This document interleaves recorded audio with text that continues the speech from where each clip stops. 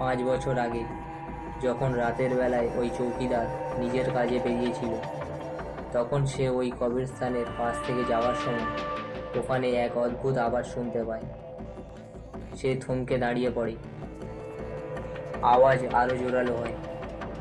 সে এই আওয়াজ কোথা থেকে আসছে তা জানার চেষ্টা করে। তার মনে হয় হয়তো কোনো শিয়াল কুকুর কবর থেকে লাশ তুলে খাচ্ছে।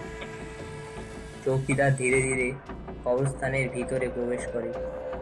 সে ভেবেছিল যদি শিয়াল কুকুর হয় তাহলে সে তাদের তাড়ানোর চেষ্টা করবে আর গ্রামের লোকেদের এই কথা বলে কবরস্থানের লাশের সুরক্ষার বন্দোবস্ত করবে।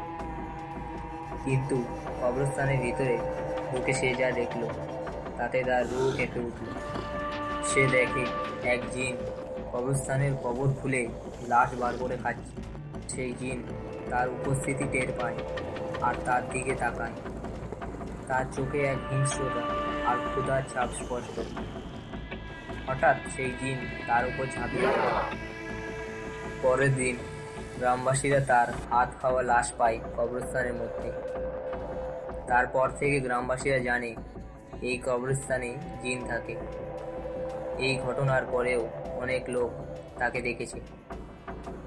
তাই গ্রামের লোকেরা গভীর রাতে এই রাস্তা দিয়ে একা যায় না।